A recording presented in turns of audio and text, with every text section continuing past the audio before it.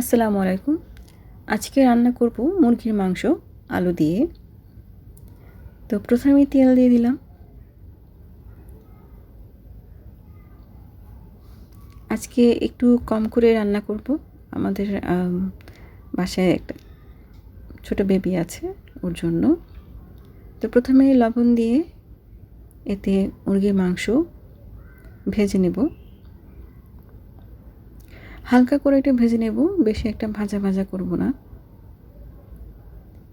এতে করে যেহেতু ফ্রিজে রাখা হয়, একটা আলাদা একটা স্মেল আসতে পারে, এই জন্য একটু ভেজে নেব। আর এতে করে রান্নার মধ্যে একটু আলাদা স্বাদও বৃদ্ধি পায়। একেবারেই যেটা সেটা ডিরেক্ট রান্না করার চাইতে একটু ভেজে নিলে টেস্ট একটু ভালো লাগে। ভাজা হয়ে গেছে, তুলে নিয়েছি। এবার আলু দিয়ে দিয়েছি। আলুগুলো ছোট করে কেটে নিয়েছি এবং এটা একটু ভেজে নেব। আলুটা একটু ভাজা হয়ে গেছে, এখন আলুটা তুলে নিব। এবার একটু তেজপাতা দিয়েছি, এখন পেঁয়াজ দিয়ে দিলাম। পেঁয়াজটা যতক্ষণ পর্যন্তই নাড়ব, ভাজা ভাজা করব, যতক্ষণ না এটা নরম হচ্ছে এবং বাদামি রং ধারণ করছে। পেঁয়াজটা ভালো করে নরম করে নিলে সহজে গলে যায় এবং মশলাটা একটু ঘন দেখা যায়। মশলা দিয়ে দিয়েছি যতটুকু মশলা প্রয়োজন এবং যা যা প্রয়োজন আমরা বাঙালিরা প্রত্যেকটা ঘরে রান্নাতে যেমনটা দিয়ে থাকি তেমনটা। লবণও দিয়েছি। সুন্দর করে মশলাটা কষিয়ে নেব তেল ওঠা পর্যন্ত। মশলাটা কষানো হয়ে গেছে, এখন এর মধ্যে ভেজে রাখা আলু, মুরগির মাংস দিয়ে দেব। আর পেঁয়াজটা যাতে ভালো করে গলে যায় এই জন্য সামান্য আর একটু ভালো করে নেড়ে দিচ্ছি, যাতে করে পেঁয়াজটা আস্ত না থেকে যায়। পেঁয়াজটা আস্ত না থাকলে যখন ঝোল হবে, ঝোলটা একটু গ্রেভি গ্রেভি টাইপ হবে, ঘন হবে।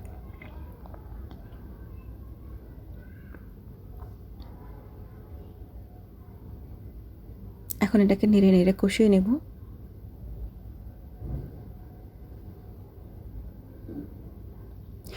সাথে কিছু সামান্য রসুন দিয়েছি। খাসির মাংস, মুরগির মাংস, হাঁসের মাংস এর সাথে এই ছোটো দেশি রসুনগুলো দিলে টেস্ট খুব ভালো লাগে। রসুনের স্বাদটা খুব ভালো লাগে ভাতের সাথে মেখে খেয়ে খাওয়ার জন্য।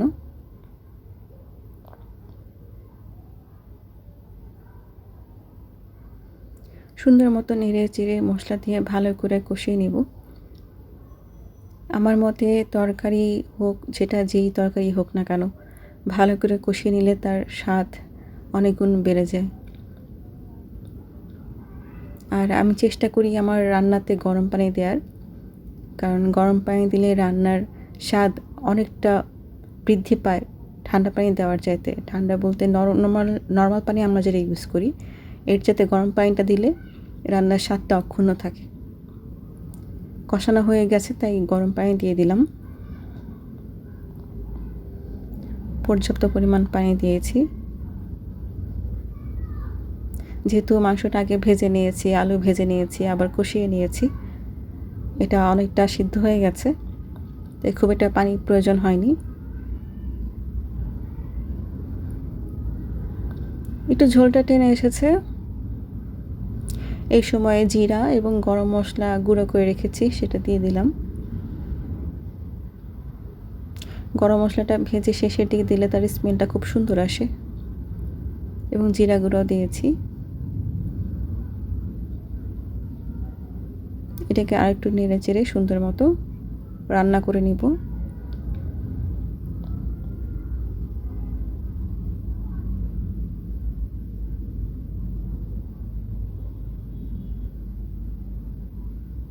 ঝোলটা দেখতে পাচ্ছেন